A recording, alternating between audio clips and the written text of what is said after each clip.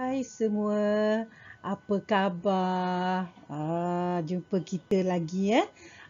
Untuk mata pelajaran sejarah tahun 4. Bagi anak-anak murid cikgu yang tahun 4 ya, ini adalah pertama kali kamu belajar sejarah.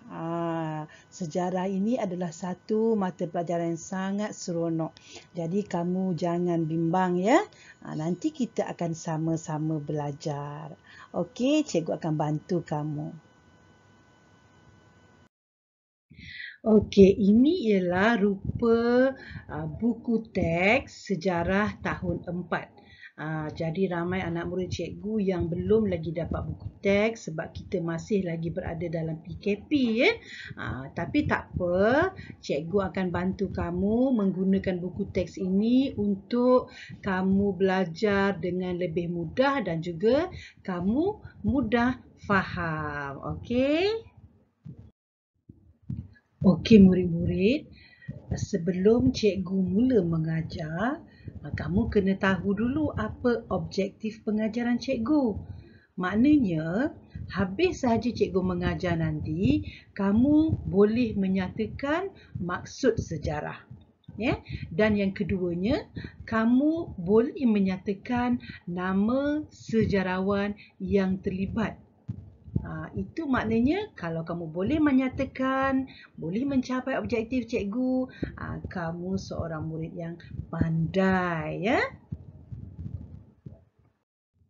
Okey murid-murid, sebelum kita belajar tentang sejarah, kamu kena faham dulu tentang pengertian sejarah.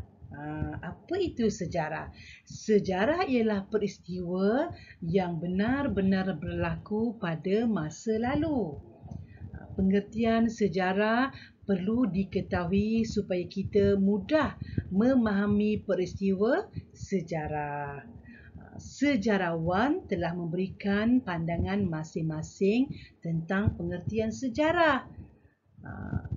Apa itu sejarawan? Sejarawan ni ialah orang yang pakar tentang sejarah. Okey, cikgu bagi contoh ya. Sekiranya hari ini kamu menyambut hari lahir dan kamu mendapat banyak hadiah, kamu berasa sungguh gembira. Jadi peristiwa hari ini menjadi sejarah buat kamu. Faham tak apa maksud cikgu?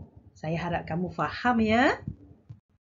Okey murid-murid, untuk menyokong maksud sejarah itu tadi, mari kita lihat pendapat pakar-pakar sejarah. Pakar-pakar sejarah tadi, apa yang cikgu maksudkan tadi, yang cikgu maklumkan tadi ialah sejarawan.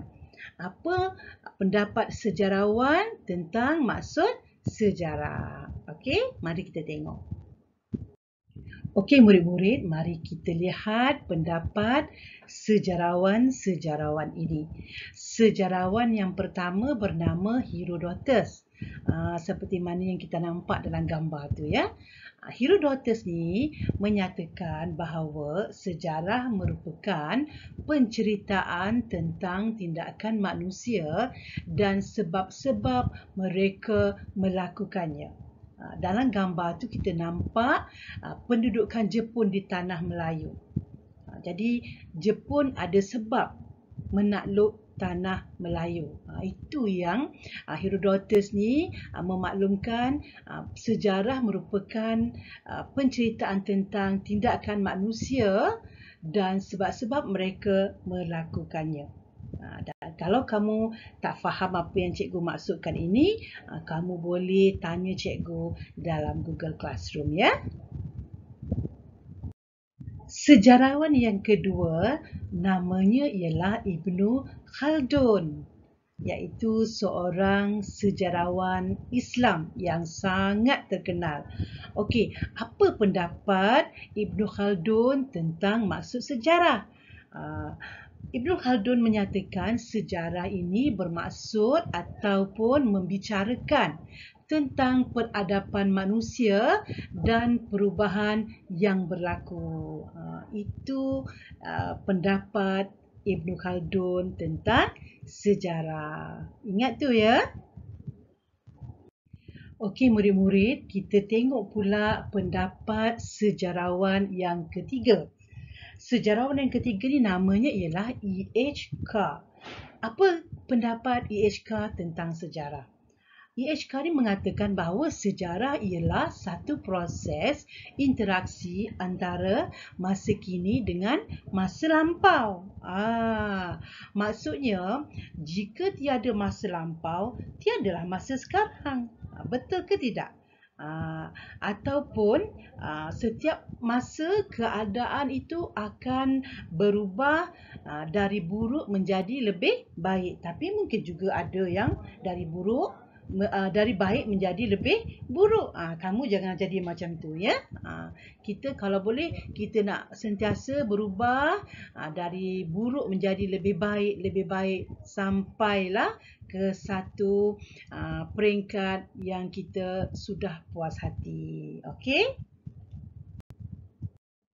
Okey. Sejarawan yang keempat ialah Profesor Emeritus Tan Sri Dr. Khoo Kay Kim. Yang ini ialah sejarawan Malaysia yang terkenal. Okey, apa kata profesor ni tentang sejarah? Sejarah merujuk kepada peristiwa yang pernah ataupun sudah berlaku. Itu pendapat Profesor Emeritus Tan Sri Dr. Khoo Kay Kim. Contohnya yang ada dalam gambar tu tentang pengumuman tarikh kemerdekaan Persekutuan Tanah Melayu di Bandar Heri Melaka. Itu adalah peristiwa yang telah pun lama berlaku. Dan ianya menjadi sejarah masa kini.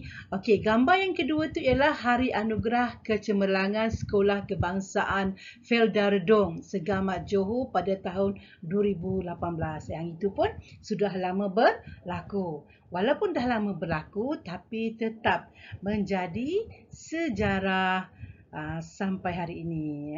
Itu maksud sejarah bagi pendapat Profesor Emeritus Tan Sri Dr. Khoo Kay Kim. Okey, mari kita tengok pula pendapat sejarawan yang kelima. Sejarawan yang kelima ni namanya ialah Dr. Muhammad Yusof bin Ibrahim. Yang ini pun ialah seorang pakar sejarah di Malaysia yang agak terkenal juga ya. Okey, apa kata Dr. Yusof tentang sejarah? Dia kata sejarah merupakan catatan atau rekod sesuatu peristiwa yang berlaku pada masa lalu.